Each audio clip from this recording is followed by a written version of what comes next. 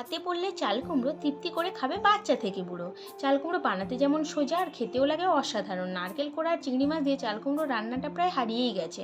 প্রথমে চাল কুমড়ো আর আলুটাকে কেটে নিয়ে প্রেসার কুকারে চাল কুমড়ো, কাঁচা ছোলা, হলুদ গুঁড়ো, লবণ, অল্প জল দিয়ে ঢাকা দিয়ে 3টে সিটি মেরে সেদ্ধ করে নিলাম। এবার কড়াইতে তেলটা গরম করে প্রথমে আলুটাকে ভেজে তুলে নিয়ে চিংড়ি মাছটা ভেজে নিলাম। কড়াইতে আরও কিছুটা তেল দিয়ে শুকনো লঙ্কা, তেজপাতা আর পাঁচফোড়ন দিয়ে নাড়াচাড়া করে পেঁয়াজ কুচি, কেটে রাখা টমেটো দিয়ে বেশ কিছুক্ষণ নাড়াচাড়া করে টমেটোটা গলে গেলেই দিয়ে দিলাম আদা বাটা। এবার ভালো করে কষিয়ে নিয়ে হলুদ গুঁড়ো, লঙ্কার গুঁড়ো, জিরে গুঁড়ো, ধনে গুঁড়ো, লবণ দিয়ে নাড়াচাড়া করে দিয়ে দিলাম অল্প একটু জল। তারপর তেলটা বেরিয়ে এলেই দিয়ে দিলাম ভেজে রাখা চিংড়ি মাছ আর আলুটা।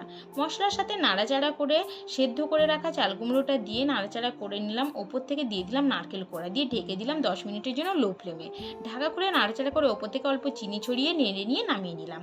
এইরকম পদ্ধতিতে চাল কুমড়ো গরম গরম ভাতের সাথে পেলে এক থালা ভাতও অনায়াসে খাওয়া যাবে। তাহলে আর ভাবনা কিসে, চাল কুমড়ো বানিয়ে ফেলুন, পুরোনো দিন ফিরিয়ে আনুন।